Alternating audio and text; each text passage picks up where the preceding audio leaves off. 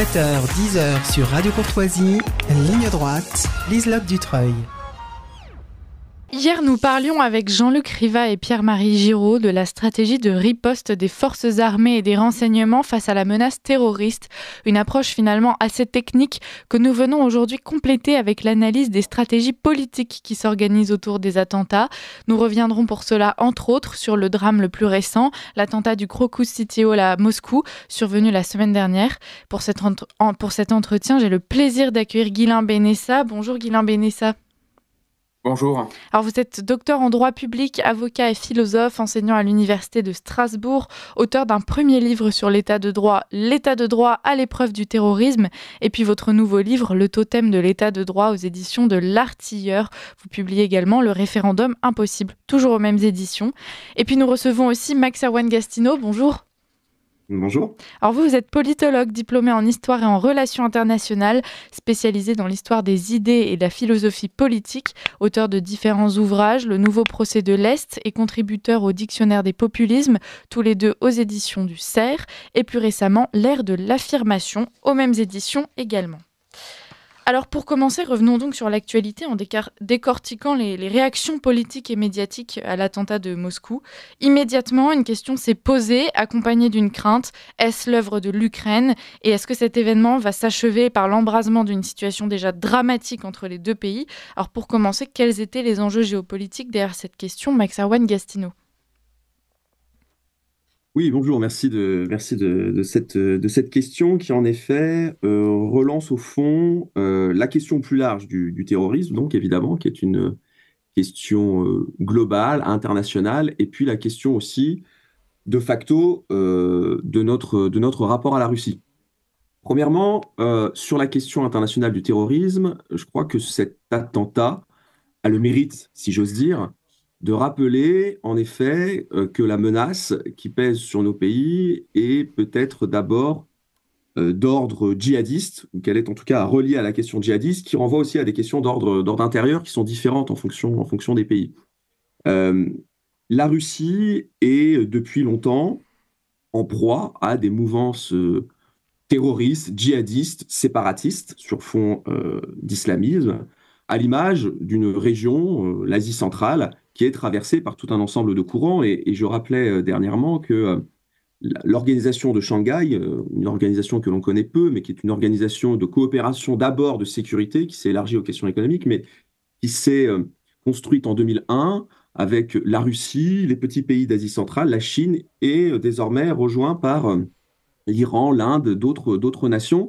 Et justement, cette organisation vise à répondre à ces défis sécuritaires qui concernent une Russie qui, par ailleurs, sur le terrain géopolitique, s'est engagée ces dernières années, comme en Syrie, contre un certain nombre de mouvances, dans la mesure où ces mouvances s'opposaient à Bachar el-Assad, qui était donc le protégé, en quelque sorte, de Moscou. Donc, pour résumer, les attentats de Moscou rappellent que, quelle que soit notre situation nationale, nous sommes confrontés à un phénomène international de réislamisation de l'islam qui favorise le développement de mouvances djihadistes, et que donc il nous faut sans doute aussi, repenser notre rapport à la géopolitique, notre rapport aux relations internationales. Lorsque nous désignons la Russie comme notre principal adversaire, il ne faut pas oublier que la sécurité des Français n'est pas remise en cause directement par la Russie, mais par tout un ensemble de facteurs qui transcendent les clivages par ailleurs existants entre la France et la Russie.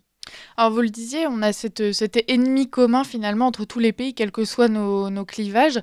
Malgré tout, après les attentats de Moscou, on a eu un peu de mal à les nommer dans un premier temps. Tout de suite, on s'est tourné vers l'Ukraine. On s'est demandé même si c'était pas Vladimir Poutine qui lui-même avait organisé cet attentat. Puis on a le président du Tadjikistan qui a annoncé que les terroristes n'avaient ni patrie ni religion.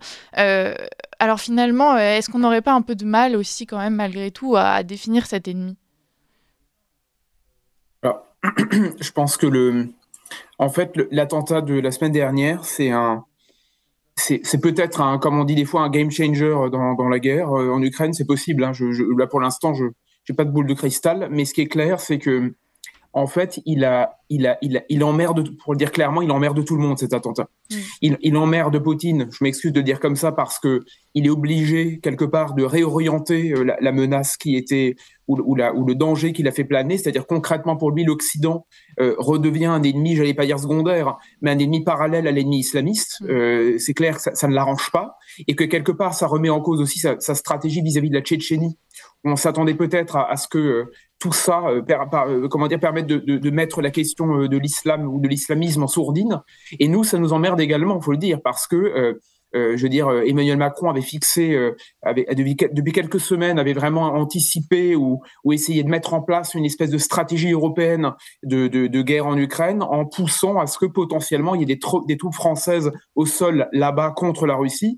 Et quelque part, on a un ennemi dans le rétroviseur qui est pourtant toujours là et qui, celui-ci, a rejailli au pire des moments. Alors, concrètement, à mon avis, vous disiez les circonvolutions médiatiques. Alors là-dessus, moi, il y a une chose qui m'a quand même, on l'a un petit peu dit, je trouve, mais pas suffisamment, c'est qu'en fait, on en est venu à être si omnibulé par la menace russe que d'aucuns ont cru en première intention que c'était un complot poutinien des services secrets, etc. Lui, le KGBiste de naissance, enfin, ou plutôt de formation, et que on en vient, si vous voulez, à considérer le réel, non pas par sa trame essentielle qui était l'existence d'un communiqué de revendication de Daesh le soir même, mais on est passé immédiatement par la case, j'allais dire complotiste, mais cette fois-ci tenue par les tenants du politiquement correct, qui se sont imaginés immédiatement qu'il y avait une trace du KGB et de Vladimir Poutine derrière ça. Ça démontre quand même que, bon sang de bonsoir, le déni continue s'agissant de l'islamisme, on en passe même à s'imaginer que la Russie est derrière ça. Premier élément. Et deuxième chose ou deuxième réaction ou deuxième remarque que j'aimerais avoir là-dessus, moi je pense surtout que j'ai entendu Michel Onfray dire ça, je suis assez d'accord avec lui pour le coup, même tout à fait d'accord. En fait, je pense qu'Emmanuel Macron a une stratégie en Ukraine qui est de se positionner comme un futur patron de l'Europe. En fait, il a besoin d'une guerre pour faire exister un sentiment européen, parce que vu qu'on n'a pas de peuple européen, on n'en a jamais eu, en réalité on n'en a pas, et la faiblesse de l'Europe, c'est qu'elle est en proie, à mon avis, à un déclin qui peut conduire à peut-être pas à sa disparition à brève date, mais on a des poussées terribles dans tous les pays de remise en cause de la doctrine européenne, on va dire de la primauté européenne. Donc quelque part, la guerre en Ukraine était un moyen de dire, cette fois-ci, la guerre est aux portes de l'Europe, donc de la France. Vous savez, ce syllogisme un peu crétin qui considère que Kiev est à 10 km de Paris. Mais bon, admettons, on a les géopolitiques, on fait une géopolitique comme on l'entend. Et quelque part, ce drame de l'islamisme, l'attentat, nous rappelle qu'en fait, la menace, elle n'est pas du tout exclusivement exogène, elle est bien endogène, elle est chez nous depuis longtemps. Et en fait, elle est chez nous. Et quelque part, on préfère parler de l'extérieur sans parler de chez nous, ou plutôt on doit réorienter en parlant à nouveau de chez nous plutôt que de l'extérieur, ce qui finalement ennuie tout le monde, parce qu'on préfère un bon diable sympathique à l'extérieur que de rappeler qu'on a un diable chez nous depuis longtemps et qu'on n'a toujours pas les armes pour le combattre de façon efficace. Guylain Benessa et Max-Arwan Gastineau, on revient vers vous dans un instant. Tout de suite, il est 8h et c'est l'heure du bulletin d'actualité avec Alice Perriès. Ligne droite, le témoin a dit la vérité, il doit être exécuté. la table ronde. Alors, on va revenir sur les propos de Guylain Benessa tout de suite, mais avant ça, Max-Arwan Gastineau, j'aimerais quand même vous reposer une question. Si on comprend bien, comme on l'a dit, la Russie avait peur peut-être de froisser la Tchétchénie en accusant tout de suite des islamistes, des musulmans comme étant les auteurs d'attentats. Est-ce que aujourd'hui, ce qu'on comprend, c'est que un gouvernant qui est face à la menace terroriste doit à la fois rechercher le coupable et à la fois ménager ses relations géopolitiques. Aujourd'hui, qu'est-ce qui pèse le plus et est-ce que c'est une bonne chose ? Alors, dans la menace djihadiste, il y a toujours deux éléments, des éléments extérieurs et des éléments intérieurs. C'est-à-dire que certes, il y a des mouvances qui, à proximité géographique de votre pays, peuvent, ou même d'ailleurs pas forcément à proximité, qui peuvent agir de très loin, qui peuvent avoir, je dirais, des ambitions concernant votre propre pays. Encore faut-il que, à l'extérieur, ces forces bénéficient de relais intérieurs. Donc vous devez à la fois avoir une politique qui cherche en permanence la sécurité et je dirais plus fondamentalement l'unité nationale, et j'y reviendrai ensuite, et en même temps une diplomatie qui vous permet d'être en relation permanente avec des États qui peuvent vous fournir le matériau nécessaire à l'analyse de ces stratégies djihadistes. Je l'évoque à dessein puisque il se trouve que récemment, je discutais avec un chercheur spécialisé sur la Syrie, de la politique syrienne de la France à l'occasion de la guerre en Syrie il y a une dizaine d'années. Nous nous étions coupés du réseau diplomatique syrien et donc nous n'avions pas pu anticiper un certain nombre de départs qui s'étaient traduits ensuite par une immigration passant par la Grèce, puis arrivant à Paris jusqu'aux attentats du Bataclan. Donc il est en effet important, non pas de ménager son environnement stratégique, mais de maintenir des liens forts avec tout un ensemble de pays par-delà nos différences de régime. Et puis à l'intérieur, là c'est un revers en quelque sorte pour Poutine, puisqu'il a souvent mis l'accent sur le fait que la population musulmane à l'intérieur de la Russie était d'abord russe, ce qui créait moins de risques de fractures intérieures et donc un risque djihadiste sans doute davantage contenu, parce que nous savons très bien également que la menace djihadiste en France est aussi le produit d'une désintégration nationale, d'une crise de l'intégration, d'une crise du rapport d'un certain nombre de Français à leur nation, d'un certain nombre d'enfants issus de l'immigration. Et c'est là où la notion introduite par Guilain me semble tout à fait importante, la notion de sentiment national, c'est-à-dire que c'est à la fois une notion qui a son importance sur le terrain géopolitique. Pour vous doter d'une politique de puissance, vous devez d'abord avoir une volonté de puissance, et la volonté de puissance, c'est toujours l'idée de projeter des intérêts singuliers, des intérêts nationaux, donc vous devez être animé d'une sorte de conscience collective qui n'existe pas encore à l'échelle européenne, et puis la notion de sentiment national, c'est aussi ce qui permet de transcender des différences à l'intérieur d'une nation. Or, la société française est toujours plus fragmentée. Comme elle est fragmentée, elle est en effet la proie d'un certain nombre de stratégies djihadistes qui utilisent ce terreau de la désintégration pour recruter de futurs combattants. Alors, vous parlez de sentiment national, justement, la détermination d'un ennemi qui serait commun à tous, ça peut être un bon moyen de se retrouver autour d'un seul et même combat.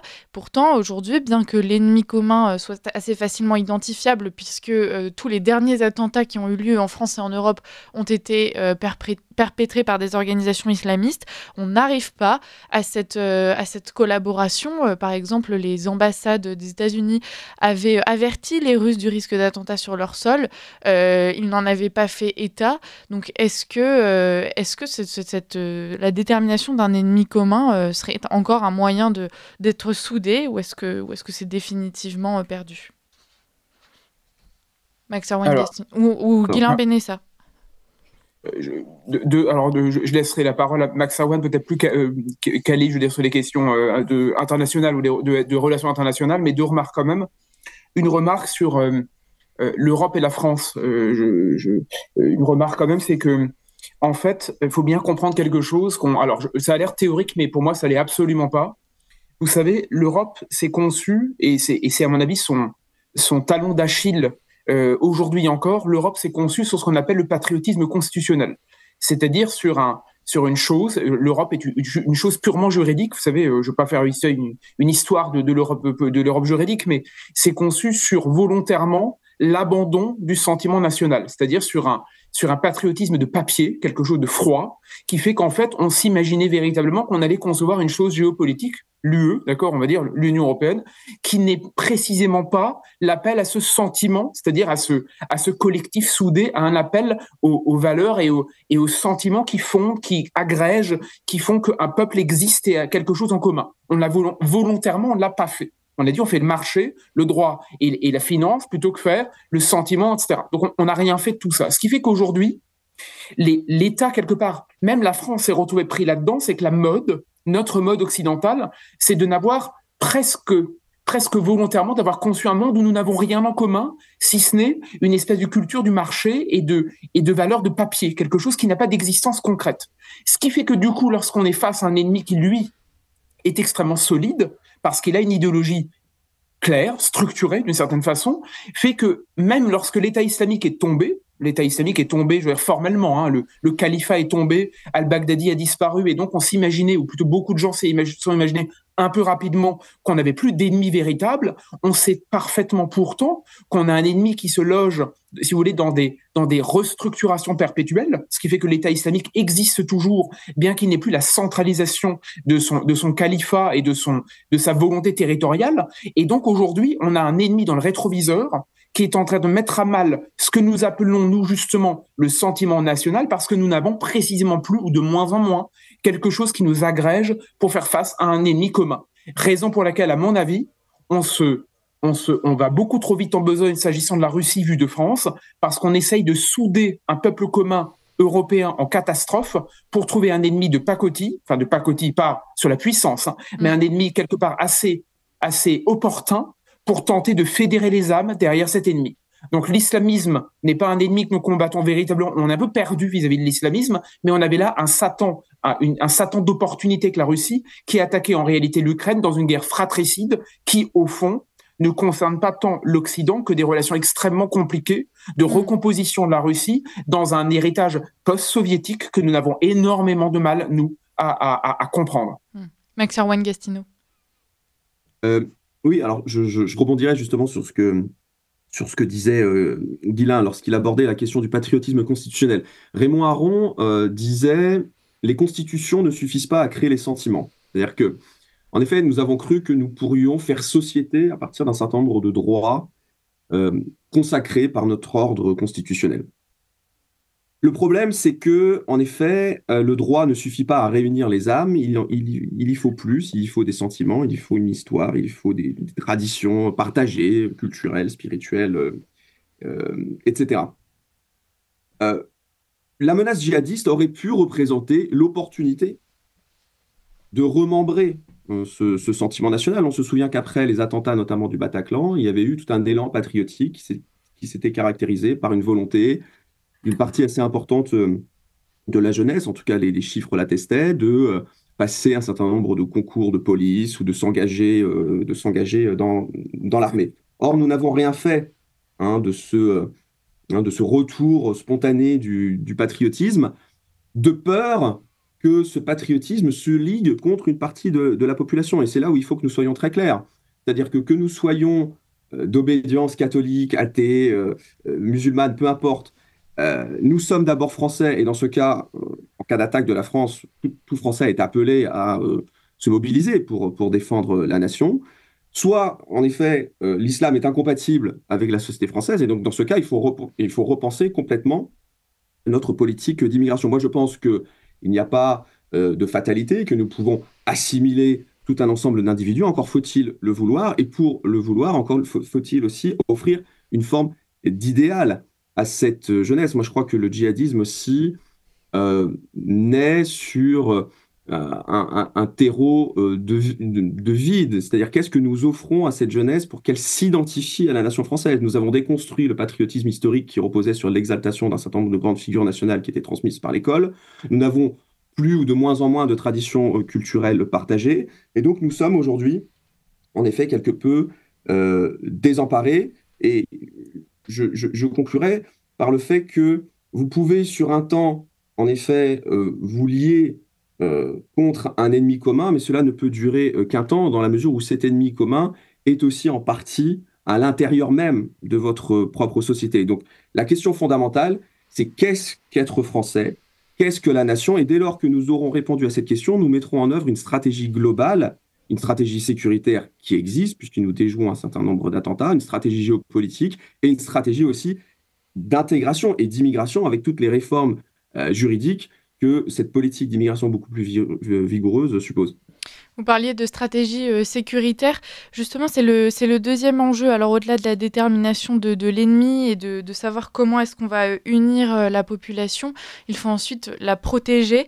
Et là-dessus, en revanche, même si on note certaines fractures sur bien d'autres sujets, on a quand même une communion des citoyens qui se plient à tout un certain nombre de règles on leur présente comme étant essentielles à leur sécurité.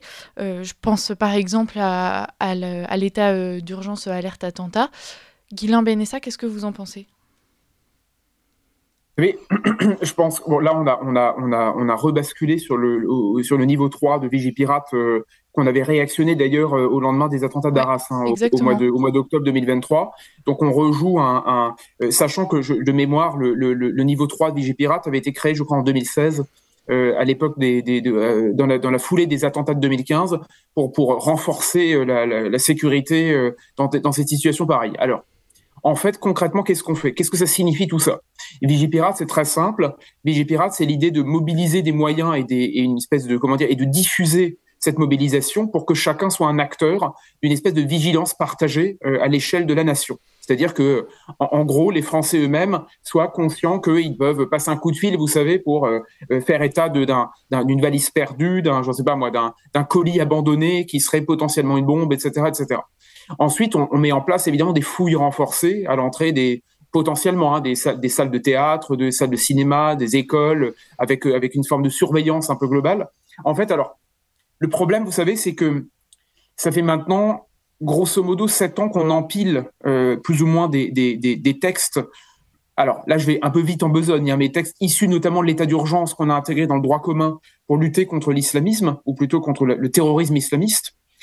Le problème que moi j'ai avec tout ça, c'est que, personnellement, je ne dis pas que ça ne sert à rien. Je pense qu'effectivement, il faut louer et relouer et ne pas arrêter de louer les forces de renseignement et le travail des deux forces de l'ordre, parce que ils sont quand même, honnêtement, je veux dire, ils sont aujourd'hui au milieu du gué, je veux dire, entre divers intérêts à devoir faire le boulot en catastrophe, et ils déjouent des attentats. Le problème pour moi, c'est que Max Erwan a raison de rappeler qu'il y a une relation constante sur l'islamisme entre l'extérieur et l'intérieur.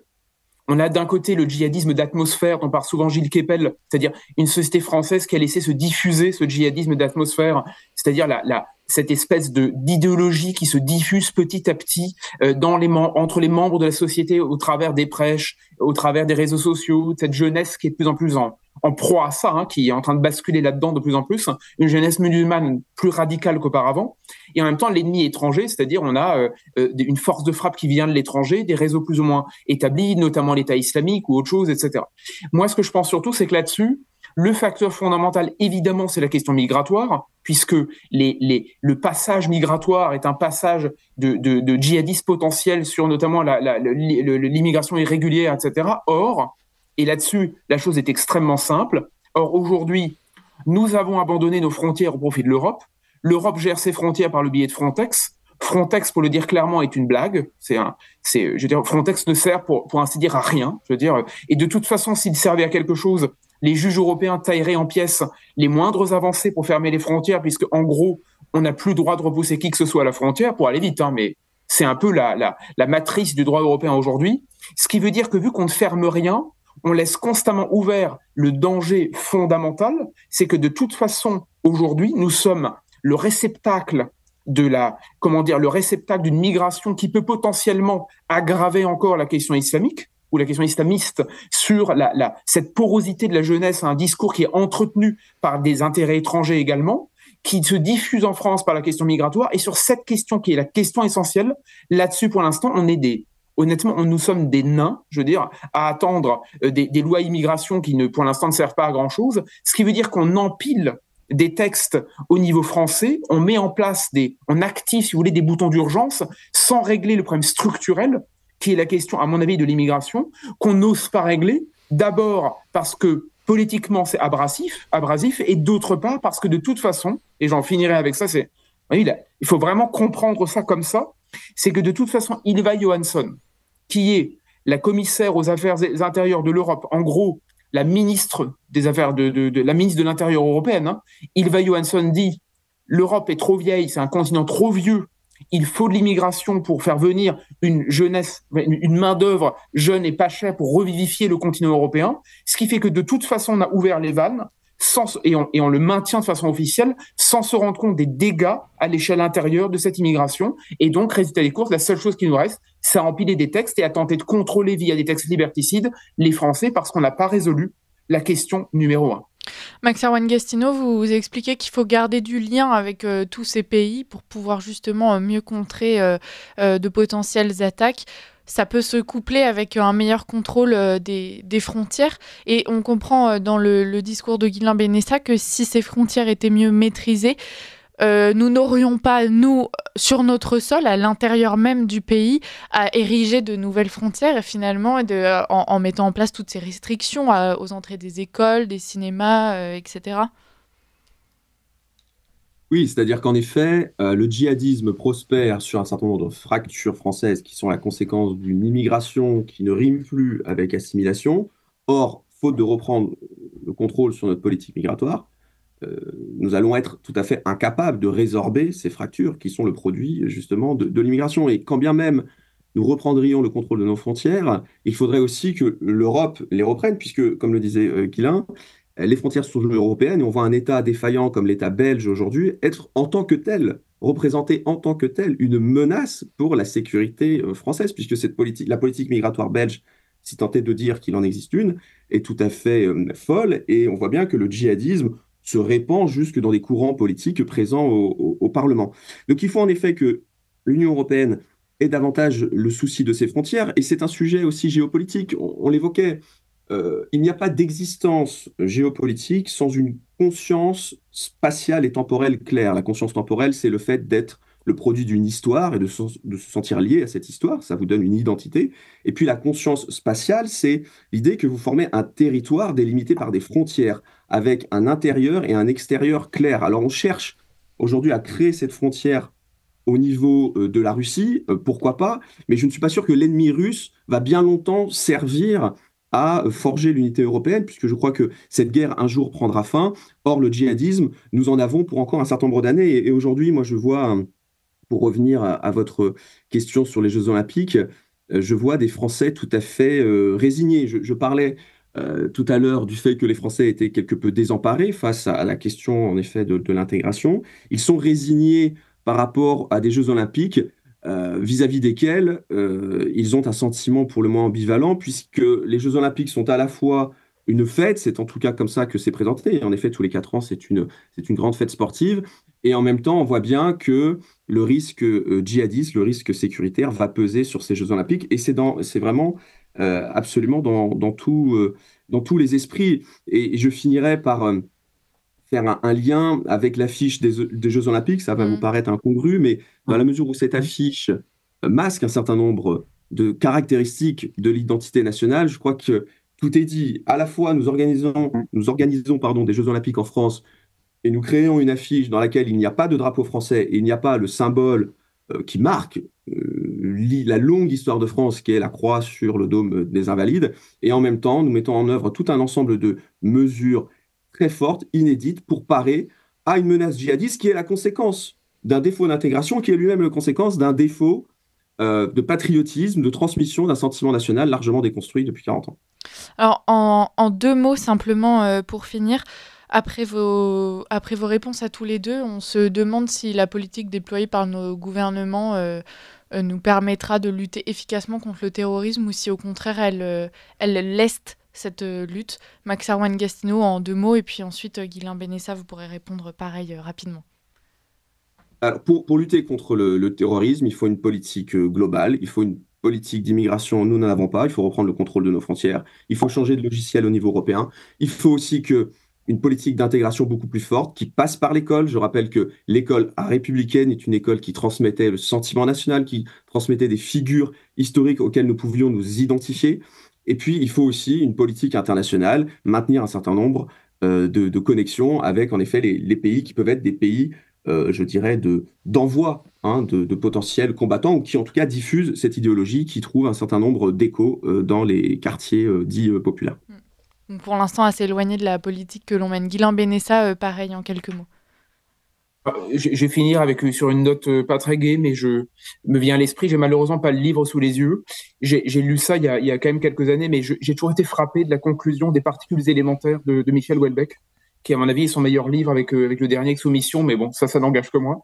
Mais ce qui m'a frappé, c'est qu'à la fin des particules, il pense le remplacement de l'être humain par le clonage. Vous savez, c'est un récit sur le clonage des particules élémentaires. Et en fait, à la fin, il a quelques phrases extrêmement touchantes, en fait, où Houellebecq écrit il rend hommage à une espèce, l'être humain, qui a réussi à financer son propre remplacement, qui a réussi à financer sa propre disparition en pensant qu'un clone allait finalement venir remplacer l'être humain. Donc il a admis, il a voulu, il a intentionnellement quelque part acté sa disparition, sa sortie de l'histoire et sa sortie même de l'ère humaine. J'y vois une leçon, une parabole sur beaucoup de points que nous vivons, parce que j'ai le sentiment qu'en fait, au lieu de régler les problèmes, nous ne faisons pas qu'accélérer les soucis. Nous finançons chaque jour et nous accélérons notre propre submersion, déclassement, disparition. Je vous laisse le mot juste. Mais sur la question de l'islamisme, j'ai le sentiment qu'à force de noyer le tout, parce qu'on a extrêmement peur de nommer, d'identifier, de désigner, de faire, en fait, plus que passer, si vous voulez, la patate chaude au gouvernement suivant, c'est un peu ce qu'on fait depuis 40 ans, il y a quelque chose comme presque une volonté intentionnelle à la fois de sortir de l'histoire, de sortir de la politique et de laisser tomber. C'est d'une tristesse absolue, mais il y a quelque chose qui s'est diffusé finalement de cette faiblesse intrinsèque. On va finir sur ces mots effectivement assez tristes et assez pessimistes. On garde espoir malgré tout que les choses s'arrangent. Merci beaucoup Guilain Benessa et Max-Erwan Gastineau. Guilain Benessa, je rappelle que vous êtes docteur en droit public, avocat et philosophe, enseignant à l'université de Strasbourg. Et Max-Erwan Gastineau, vous êtes politologue, diplômé en histoire et en relations internationales, spécialisé dans l'histoire des idées et la philosophie politique. Merci beaucoup à tous les deux.